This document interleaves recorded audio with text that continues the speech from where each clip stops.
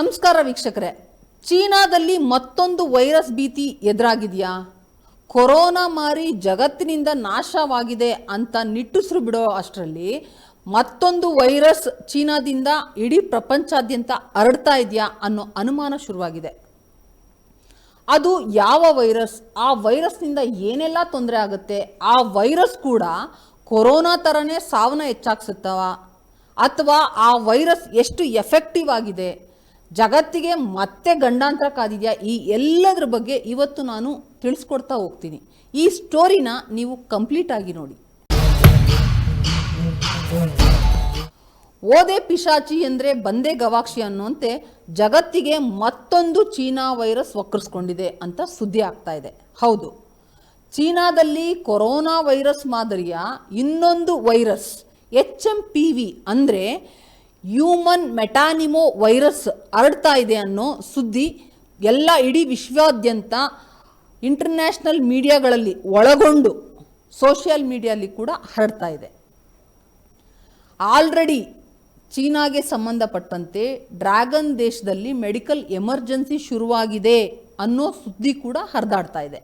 ಈ ವೈರಸ್ಸು ಇಷ್ಟೊಂದು ಹರಡ್ತಾ ಇರೋದ್ರಿಂದ ಇಡೀ ಜಗತ್ತನ್ನ ಮತ್ತೆ ನಡ್ಕ ಹುಟ್ಟಿಸುತ್ತಾ ಅನ್ನೋ ಭಯ ಕೂಡ ಇದೆ. ಈ ಬಾರಿ ಕೊರೋನಾ ವೈರಸ್ ತರ ಒಂದೇ ವೈರಸ್ ಅಲ್ಲ, ಹಲವು ವೈರಸ್ಗಳ ಕಾಟ ಶುರುವಾಗುತ್ತಾ ಅನ್ನೋ ಭೀತಿ ಕೂಡ ಎದುರಾಗಿದೆ. ಅಲ್ಲದೆ ಮತ್ತೆ ಚೀನಾದಲ್ಲಿ lockdown, seal down, sanitisation, quarantine, vaccine ಅನ್ನೋ ವಿಚಾರ ಕೂಡ ಹರಡ್ತಾ ಇದೆ ಅನ್ನೋ ಮಾಹಿತಿ ಇದೆ. ಆಲ್ರೆಡಿ ಆಸ್ಪತ್ರೆಗಳಲ್ಲಿ ರೋಗಿಗಳು ಜಾಸ್ತಿ ಆಗಿರೋದು ಮತ್ತೆ ಶವಾಗಾರಗಳು ತುಂಬಿ ಹೋಗಿ ಅಂತಾರಾಷ್ಟ್ರೀಯ ಆಲ್ರೆಡಿ ಆಸ್ಪತ್ರೆಗಳಲ್ಲಿ ರೋಗಿಗಳು ತುಂಬಿ ಮತ್ತು ಶವಗಾರಗಳಲ್ಲಿ ಶವಗಳು ತುಂಬಿ ತುಳುಕ್ತಾ ಇದೆ ಅಂತ ಅಂತಾರಾಷ್ಟ್ರೀಯ ಮಾಧ್ಯಮಗಳು ಹಾಗೂ ಸೋಷಿಯಲ್ ಮೀಡಿಯಾದಲ್ಲಿ ಸಾಕಷ್ಟು ಸುದ್ದಿ ಹರಿದಾಡ್ತಾ ಇದೆ. ಇದೆಲ್ಲ ಸತ್ಯನ ಸುಳ್ಳ ಅಂತ ನಾವಿವತ್ತು ಚರ್ಚೆ ಮಾಡ್ತಾ ಹೋಗೋಣ. ಇದಕ್ಕೆ ಸಂಬಂಧಪಟ್ಟಂಗೆ ನಮ್ಮ ಮಂಡ್ಯದ ಶಾಸಕ ರವಿ ಗಾಣಿಗರ್ ಕೂಡ ಆತಂಕ ವ್ಯಕ್ತಪಡಿಸಿದ್ದಾರೆ. ಯಾಕಂದರೆ ಅವರು 4 ದಿನಗಳ ಕಾಲ ಚೈನಾದಲ್ಲೇ ಪ್ರವಾಸ ಕೈಗೊಂಡಿದ್ರು. ಅಂಥ ಸಮಯದಲ್ಲಿ ಅಲ್ಲಿನ ಪರಿಸ್ಥಿತಿ ಹೇಗಿತ್ತು ಅಂತ ಕಣ್ಣಾರೆ ಕಂಡು ಅದ್ರ ಬಗ್ಗೆ ಒಂದಷ್ಟು ಮಾಹಿತಿನ ವಿವರಿಸಿದ್ದಾರೆ. ಅದು ಸೋಷಿಯಲ್ ಮೀಡಿಯಲ್ಲೆಲ್ಲ ಹರಿದಾಡ್ತಾ ಇದೆ. ಅವ್ರು ಹೇಳೋ ಪ್ರಕಾರನೇ 80% ಜನ ಅಲ್ಲಿ ಮಾಸ್ಕ್ ಧರಿಸ್ಕೊಂಡೇ ಓಡಾಡ್ತಾ ಇದ್ದಾರೆ ಅಂತ ಅವ್ರು ಮಾಹಿತಿ ಹಂಚ್ಕೊಂಡಿದ್ದಾರೆ. ಹಾಗಾದರೆ ಈ ವೈರಸ್ಸು ಆತಂಕ ಸೃಷ್ಟಿಯಾಗಿರೋದ್ರ ಬಗ್ಗೆ ಎಲ್ಲ ಕಡೆ ಅನುಮಾನ ಕಾಡ್ತಿರೋದಂತೂ ಸತ್ಯ. ಆದರೆ ನಾವು ಪ್ರಜಾಶಕ್ತಿ TV ಕಡೆಯಿಂದ ಚೀನಾದಲ್ಲಿ ಭಾರತೀಯರು ಯಾರು ವಾಸವಾಗಿದ್ದಾರೆ ಅವ್ರನ್ನ ಸಂಪರ್ಕಿಸಿದಂಥ ಸಮಯದಲ್ಲಿ ಅವರು ಹೇಳೋ ಪ್ರಕಾರ ಇಲ್ಲಿ ಯಾವುದೇ ರೀತಿ ಆತಂಕ ಪಡೋ ವ್ಯವಸ್ಥೆ ಆಗಿಲ್ಲ. ಈ ಟೈಮ್ನಲ್ಲಿ ಶೀತ, ಕೆಮ್ಮು, ನೆಗಡೆ, ಜ್ವರ ಬರೋದು ಸಹಜ. ಈಗಿನ ಒಂದು ವಾತಾವರಣ ಆ ಒಂದು ಪರಿಸ್ಥಿತಿಲಿದೆ. ಆದ್ರಿಂದ ಜನರೆಲ್ಲ ಮಾಸ್ಕ್ ಹಾಕ್ಕೊಂಡು ಓಡಾಡ್ತಿದ್ದಾರೆ ಅಷ್ಟೇ. ಆದರೆ ಏನು ಇಂಟರ್ನ್ಯಾಷನಲ್ ಮೀಡಿಯಾಗಳಲ್ಲಿರಲಿ, ಸೋಷಿಯಲ್ ಮೀಡಿಯಲ್ಲಿ ಬರ್ತಾ ಇರ್ತಕ್ಕಂಥ ಸುದ್ದಿ ಎಲ್ಲ ಸುಳ್ಳು ಅಂತ ಅವ್ರು ಹೇಳ್ತಾ ಇದ್ದಾರೆ. ಬಟ್ ನಾವು ಅಷ್ಟಕ್ಕೆ ಅದು ಸತ್ಯ ಅಂತ ಒಪ್ಕೊಳ್ಳಿಕ್ಕೂ ಸಾಧ್ಯ ಇಲ್ಲ. ಯಾಕೆ ಅಂದರೆ ಅವರು ಇವಾಗ ನಮ್ಮ ಭಾರತ ದೇಶದಿಂದ ಹೋಗಿ ಅಲ್ಲಿ ಚೀನಾದ ಸಿಟಿಸನ್ ಆಗಿ ಇದ್ದಾರೆ. ಅಲ್ಲಿನ ಸರ್ಕಾರ ಅವರಿಗೆ ಏನೆಲ್ಲ ಕ್ರಮಗಳನ್ನ ಪಾಲಿಸಬೇಕು ಅಂತೇಳಿರುತ್ತೋ ಅದ್ರ ಬೇಸ್ ಮೇಲೇ ಅವ್ರು ಮಾತಾಡ್ತಾರೆ. ಅದು ಒಂದು ಸತ್ಯ ಇರ್ಬೋದು. ಯಾಕೆ ಅಂದರೆ ಅಲ್ಲಿ ನಮಗೆ ಗೊತ್ತಿರೋ ಪ್ರಕಾರನೇ ಚೀನಾದಲ್ಲಿ ಯಾವುದೇ ಫ್ರೀಡಮ್ ಟು ಸ್ಪೀಚ್ ಅನ್ನೋ ಮಾತಿಲ್ಲ. ಅಲ್ಲಿ ಏನು ಸರ್ಕಾರ ಆದೇಶಿಸುತ್ತೋ ಅದ್ರ ಪ್ರಕಾರನೇ ನಡಿಬೇಕು. ಅಲ್ಲಿ ಇರೋ ಪರಿಸ್ಥಿತಿ ಅದು. ನಮ್ಮ ಇಂಡಿಯಾದಲ್ಲಿ ಏನು ನಮಗೆ ಮಾತಾಡೋ ಸ್ವಾತಂತ್ರ್ಯ ಇದೆ, ಆ ರೀತಿ ಚೀನಾ ಪರಿಸ್ಥಿತಿ ಇಲ್ಲ. ಆದರೆ ನಮ್ಮ ಭಾರತ ಮೂಲದ ಶಶಿ ಅನ್ನೋರು ಸೋಷಿಯಲ್ ಮೀಡಿಯಾದಲ್ಲಿ ಕಂಪ್ಲೀಟಾಗಿ ಇದ್ರ ಬಗ್ಗೆ ಮಾತಾಡಿದ್ದಾರೆ. ಆ ಟೈಮಲ್ಲಿ ಅವ್ರು ಏನಂತ ವ್ಯಕ್ತಪಡಿಸ್ತಾರೆ, ಇವಾಗ ಚೀನಾದಲ್ಲಿ ಹೊಸ ವರ್ಷ ಆರಂಭ ಆಗ್ತಾ ಇದೆ. ಆ ಒಂದು ಪ್ರಿಪ್ರೇಷನ್ಗೆ ಎಲ್ಲರೂ ಬ್ಯುಸಿಯಾಗಿದ್ದಾರೆ. ಮತ್ತು ಈ ಹಬ್ಬನ ಅತ್ಯಂತ ವಿಜೃಂಭಣೆಯಿಂದ ಅಲ್ಲಿ ಆಚರಣೆ ಮಾಡ್ತಾರಂತೆ.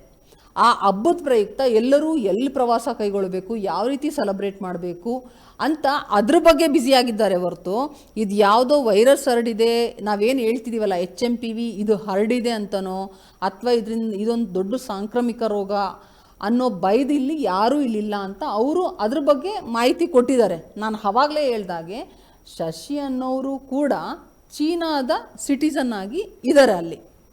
ಅವ್ರು ಹೇಳೋದನ್ನೆಲ್ಲ ಸತ್ಯ ಅಂತ ಪರಿಗಣಿಸ್ಲಿಕ್ಕೂ ಆಗಲ್ಲ, ಹಂಗಂತ ಸುಳ್ಳು ಅಂತ ತೆಗ್ದಾಕಕ್ಕೂ ಆಗಲ್ಲ.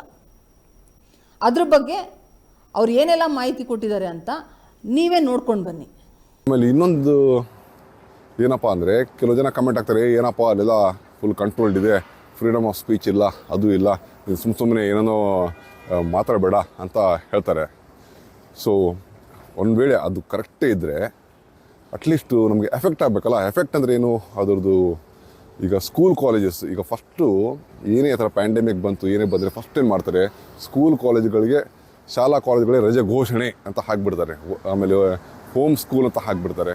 ಆಮೇಲೆ ವರ್ಕ್ ಫ್ರಮ್ ಹೋಮ್ ಅಂತ ಹಾಕ್ತಾರೆ. ಆ ಥರದ್ದು ಯಾವುದೂ ಆಗಿಲ್ಲ ಇಲ್ಲಿ. ಆಮೇಲೆ ಟ್ರಾವೆಲ್ ಬ್ಯಾನ್ ಮಾಡಿಬಿಡ್ತಾರೆ, ಅದೂ ಇಲ್ಲ, ರೆಸ್ಟ್ರಿಕ್ಷನ್ಸ್ ಇಲ್ಲ. ಆಮೇಲೆ ನಾನು ಕಂಪ್ನಿಯಲ್ಲಿ ಕೆಲಸ ಮಾಡಬೇಕಾದ್ರೆ ಒಂದು 2,000 ಜನ ಎಂಪ್ಲಾಯೀಸ್ ಇದ್ದಾರೆ.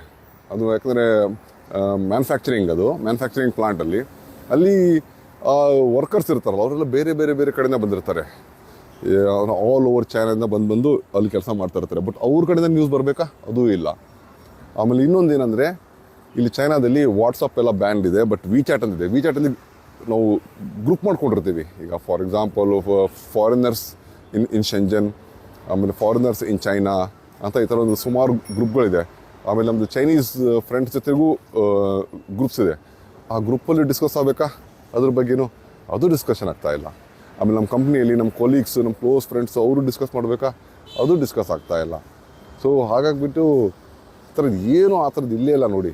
ಈವನ್ ನಮ್ಮ ಮಕ್ಕಳಿಗೂ ಸ್ಕೂಲಲ್ಲಿ ಅವ್ರ ಟೀಚರ್ಸ್ ಹೇಳ್ತಾರೆ, ಮಕ್ಕಳೇ ನೀವು ಮಾಸ್ಕ್ ಹಾಕೊಂಡು ಹೋಗಬೇಕು, ಸ್ವಲ್ಪ ಕೇರ್ಫುಲ್ ಆಗಿರಿ, ಏನೋ ಬರ್ತಾ ಇದೆ ಅಂತ ಸ್ವಲ್ಪ ಅವ್ರಿಗೆ ಹಿಂಟು ಕೊಡಬೇಕಾ, ಆ ಥರ ಏನೂ ಬಂದಿಲ್ಲ. ಓಕೆ, ಅವ್ರ ಮಾತನ್ನೆಲ್ಲ ಕೇಳಿಸ್ಕೊಂಡ್ರಲ್ಲ.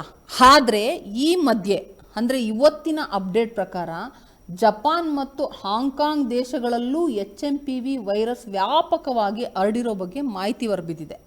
ವರದಿ ಪ್ರಕಾರ ಜಪಾನ್ನಲ್ಲಿ ಒಂದೇ ವಾರದಲ್ಲಿ 7,18,000 ಮಂದಿ ಜನರಲ್ಲಿ ಈ ಸೋಂಕು ಹರಡಿದೆ ಅಂತ ಮಾಹಿತಿ ಹೊರಬಿದ್ದಿದೆ.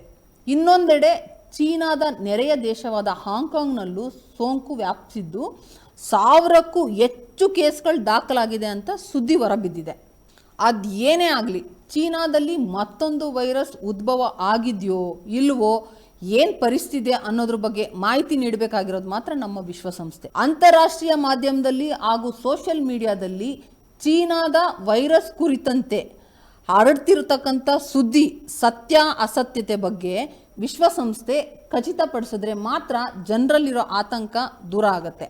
ಹಾಗಂತ ಜನರು ಯಾರು ಇದ್ರ ಬಗ್ಗೆ ಆತಂಕ ಪಡೋ ಅವಶ್ಯಕತೆಯೂ ಇಲ್ಲ. ಯಾಕೆ ಅಂದರೆ ಇನ್ನು ವಿಶ್ವಸಂಸ್ಥೆ ಇದ್ರ ಬಗ್ಗೆ ಯಾವುದೇ ರೀತಿ ಸ್ಪಷ್ಟನೆ ನೀಡಿಲ್ಲ. ವಿಶ್ವಸಂಸ್ಥೆ ನೀಡಿದ ನಂತರನೇ ಎಲ್ಲ ದೇಶಗಳಲ್ಲೂ ಇದ್ರ ಬಗ್ಗೆ ಎಚ್ಚೆತ್ಕೊಳ್ಳೋ ಪರಿಸ್ಥಿತಿ ಬರ್ಬೋದು ಅಂತ ಅಂದ್ಕೊಂಡಿದ್ದೀವಿ. ಇಷ್ಟೊಂದೆಲ್ಲ ಸುದ್ದಿ ಹಾಕ್ತಿದ್ರೂ ಕೂಡ ವಿಶ್ವಸಂಸ್ಥೆಯ ಕಾರ್ಯದರ್ಶಿಗಳಾಗಲಿ ಯಾರೂ ಕೂಡ ಈ ಬಗ್ಗೆ ಏನೂ ದೃಢೀಕರಿಸ್ತಾ ಇಲ್ಲ. ಇದು ಕೂಡ ಚೀನಾದಲ್ಲಿ ವೈರಸ್ ಹರಡ್ತಾ ಇದೆಯಾ ಇಲ್ವಾ ಎಂಬ ಅನುಮಾನ ಇನ್ನಷ್ಟು ಹೆಚ್ಚು ಮಾಡ್ತಾ ಇದೆ. ಅದು ಏನೇ ಇರಲಿ, ಬಂದಿದ್ದನ್ನ ನಾವೆಲ್ಲ ಎದುರಿಸಲಿಕ್ಕೆ ಸಿದ್ಧವಾಗಿರಬೇಕು.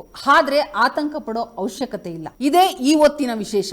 ನೋಡ್ತಾ ಇರಿ ಪ್ರಜಾಶಕ್ತಿ ಟಿವಿ, ಇದು ನಿಮ್ಮ ಧ್ವನಿ.